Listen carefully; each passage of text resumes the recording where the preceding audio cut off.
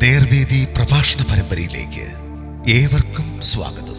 സുവിശേഷകൻ കുഞ്ഞുമോൻ തോട്ടപ്പള്ളി ഇപ്പോൾ നിങ്ങളുമായി ദൈവവചനം പങ്കുവെക്കുന്നു. ശ്രദ്ധിച്ചാലും.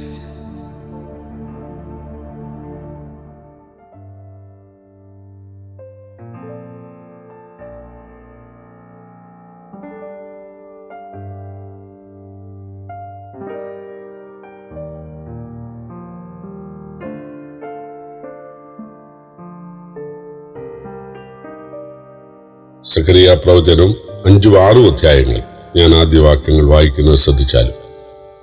ഞാൻ വീണ്ടും തലപൊക്കി നോക്കിയപ്പോൾ പാറിപ്പോകുന്ന ഒരു ചുരുൾ കണ്ടു. അവരെന്നോട് നീ എന്ത് കാണുന്നു എന്ന് ചോദിച്ചതിനും പാറിപ്പോകുന്ന ഒരു ചുരുൾ ഞാൻ കാണുന്നു, അതിന് 20 മുഴം നീളവും 10 മുഴം വീതിയും ഉണ്ട് എന്ന് ഞാൻ ഉത്തരം പറഞ്ഞു. അവൻ എന്നോട് പറഞ്ഞത്, ഇത് സർവ്വദേശത്തിലേക്കും പുറപ്പെടുന്ന ശാപമാകുന്നു. മോഷ്ടിക്കുന്നവനൊക്കെയും ഇതുപോലെ ഇവിടെ നിന്നും പാറിപ്പോകും, സത്യം ചെയ്യുന്നവനൊക്കെയും അതുപോലെ ഇവിടെ നിന്ന് പാറിപ്പോകും. ഞാൻ അതിനെ പുറപ്പെടുവിച്ചിട്ട് അത് കള്ളന്റെ വീട്ടിലേക്കും എന്റെ നാമത്തിൽ കള്ളസത്യം ചെയ്യുന്നവന്റെ വീട്ടിലേക്കും ചെല്ലും. അത് അവന്റെ വീടിനകത്ത് താമസിച്ച് അതിനെ മരവും കല്ലും ആയി നശിപ്പിച്ചു കളയുമെന്ന് സൈന്യങ്ങളുടെ യഹോവയുടെ അരുളപ്പാട്. അനന്തരം എന്നോട് സംസാരിക്കുന്ന ദൂതൻ പുറത്തു വന്നു എന്നോട്, നീ തലപൊക്കി ഈ പുറപ്പെടുന്നത് എന്താകുന്നു എന്ന് നോക്കുക എന്ന് പറഞ്ഞു.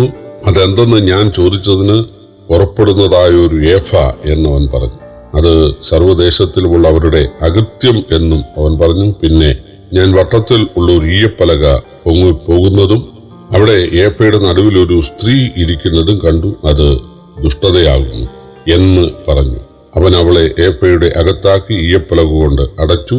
ഞാൻ പിന്നെയും തലപൊക്കി നോക്കുമ്പോൾ 2 സ്ത്രീകൾ പുറത്തു വരുന്നത് കണ്ടു. അവരുടെ പിറകിൽ കാറ്റുണ്ടായിരുന്നു. അവർക്ക് പെരിഞ്ഞാറയുടെ ചിറക് പോലെ ചെറുണ്ടായിരുന്നു. അവർ ഭൂമിക്കും ആകാശത്തിനും മധ്യേ ഏഫയെ പൊക്കിക്കൊണ്ടുപോയി. എന്നോട് സംസാരിക്കുന്ന ദൂതനോട്, അവർ ഏഫയെ എവിടെ കൊണ്ടുപോകുന്നു എന്ന് ഞാൻ ചോദിച്ചു. അതിന് അവർ, ശിനാർ ദേശത്ത്, അവിടെ അവൾക്കൊരു വീട് പണിയാൻ പോകുന്നു. അത് തീർന്നാൽ അവളെ സ്വസ്ഥാനത്ത് പാർപ്പിക്കും എന്ന് എന്നോട് പറഞ്ഞു. ഞാൻ വീണ്ടും തലപൊക്കി നോക്കിയപ്പോൾ 2 പർവ്വതങ്ങളുടെ ഇടയിൽ 4 രഥം പുറപ്പെടുന്നത് കണ്ടു. എന്നോട് സംസാരിക്കുന്ന ദൂതനോട്, യജമാനനെ ഇത് എന്താകുന്നു എന്ന് ഞാൻ ചോദിച്ചു. ദൂതൻ എന്നോട് ഉത്തരം പറഞ്ഞത്, ഇത് സർവ്വഭൂമിയുടെയും കർത്താവിന്റെ സന്നിധിയിൽ നിന്ന് പുറപ്പെടുന്ന ആകാശത്തിലെ 4 കാറ്റാകുന്നു. കറുത്ത കുതിരകൾ ഉള്ളത് വടക്കേ ദേശത്തിലേക്ക് പുറപ്പെട്ടു, വെളുത്തവ അവയുടെ പിന്നാലെ പുറപ്പെട്ടു, പുള്ളിയുള്ളവ തെക്കേ ദേശത്തേക്ക് പുറപ്പെട്ടു, കുരാൽ നിറമുള്ളവ പുറപ്പെട്ടു ഭൂമിയിൽ ഊടാടി സഞ്ചരിച്ചു.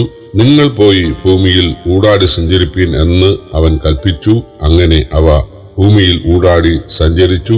അവൻ എന്നോട് ഉറക്കെ വിളിച്ച്, വടക്കേ ദേശത്തേക്ക് പുറപ്പെട്ടിരിക്കുന്നവ വടക്കേ ദേശത്തിങ്കൽ എന്റെ കോപത്തെ ശമിപ്പിച്ചിരിക്കുന്നു. അതിന്റെ 12 മുതലുള്ള വാക്യം, യഹോവ ഇപ്രകാരം അരുളിച്ചെയ്യുന്നു, മുള എന്ന് പേരുള്ള ഒരു പുരുഷനുണ്ടല്ലോ, അവൻ തന്റെ നിലയിൽ നിന്ന് മുളച്ചു വന്ന യഹോവയുടെ മന്ദിരം പണിയും. അവൻ തന്നെ യഹോവയുടെ മന്ദിരം പണിയും. അവൻ ബഹുമാനഭൂഷണം ധരിച്ച് സിംഹാസനത്തിൽ ഇരുന്ന് വാഴും.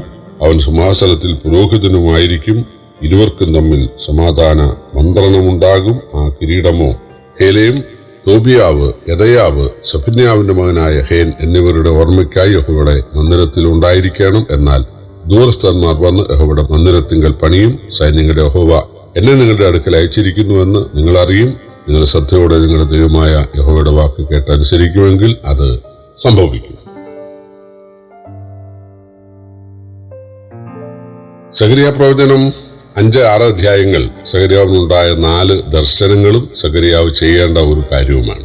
20 മുഴം നീളവും 10 മുഴം വീതിയുമുള്ള പാറിപ്പോകുന്ന ഒരു ചുരുളായിരുന്നു ആദ്യ ദർശനം. അതിന്റെ അർത്ഥം, മോഷ്ടാക്കളും ദൈവനാമത്തിൽ അസത്യം പറയുന്നവരുമായവരെ നശിപ്പിക്കുവാൻ പറന്ന് ചെല്ലുവാൻ അത് ദൈവം അയച്ചിരിക്കുന്നുവെന്നാണ്.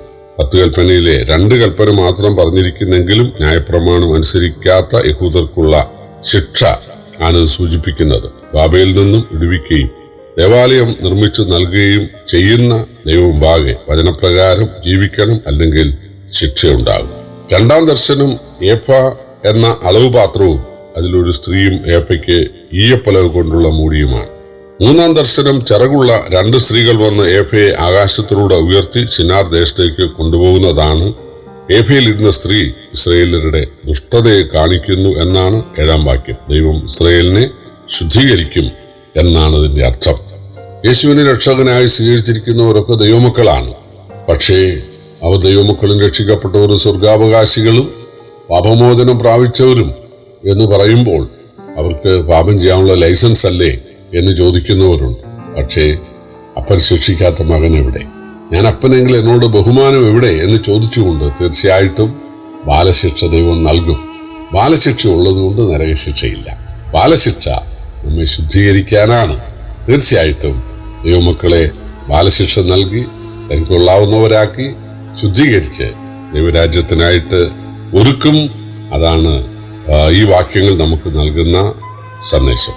6-ാം അധ്യായത്തിന്റെ ആദ്യ ഭാഗത്ത് 4 രഥങ്ങളെയും കുതിരകളെയും കാണുന്നു. അവ കാറ്റുകളാണ്. ദൈവത്തിനെതിരെ പ്രവർത്തിക്കുന്നവർക്ക് ദൈവം കാലാവസ്ഥാ വ്യതിയാനം വരുത്തും.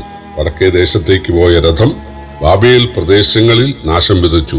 6-ാം അധ്യായത്തിന്റെ അവസാന ഭാഗത്ത് കാണുന്നത് മഹാപുരോഹിതനായ യോശുവയെ കിരീടം ധരിപ്പിക്കണം എന്ന് സഖരിയാവിനോട് ദൈവം കൽപ്പിക്കുന്നതാണ്.